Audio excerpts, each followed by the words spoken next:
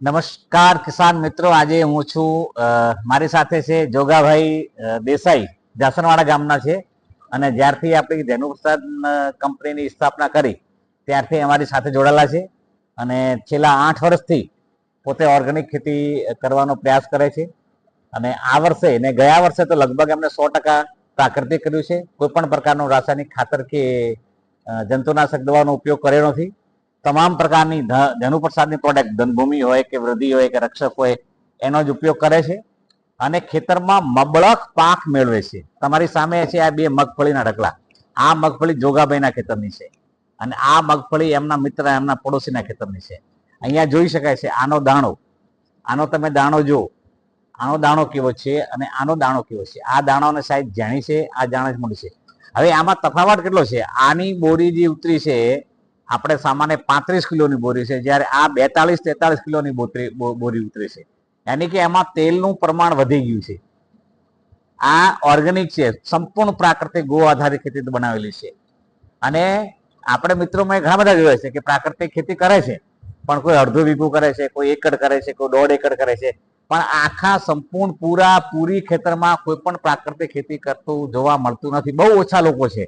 એમાં અમારા જોગાભાઈ છે, એક રતન અહીંયા થયેલું છે કે આખા ખેતરમાં સંપૂર્ણ રૂપે પ્રાકૃતિક ખેતી કરે છે. જોગાભાઈ, તમને ઉત્પાદનમાં કેવું લાગે છે? કહો તમે, તમારા મોઢે કહો તમે.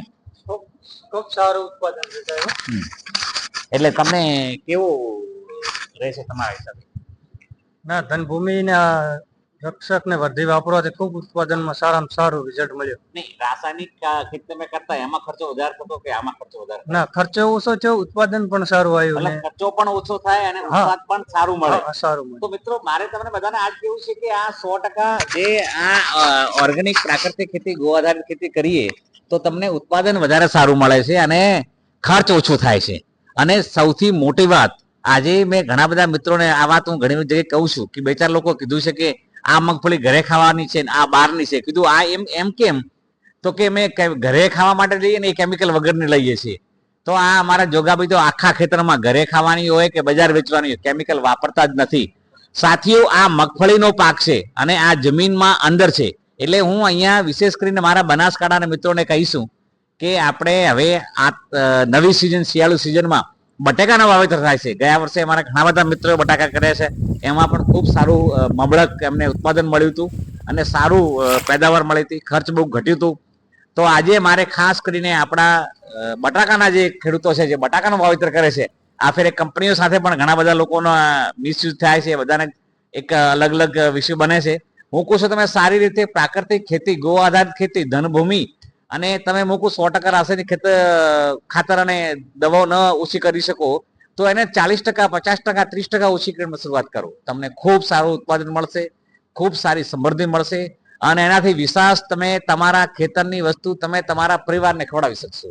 તો મિત્રો, આજે હું તમને ફરીથી વિનંતી કરું છું કે આ શિયાળુ સિઝનમાં આ ધનભૂમિ અને ધેનુપ્રસાદની પ્રોડક્ટનો ઉપયોગ કરી તમારી જમીનને ફળદ્રુપ બનાવો અને તમારા જીવનને સ્વસ્થ બનાવો.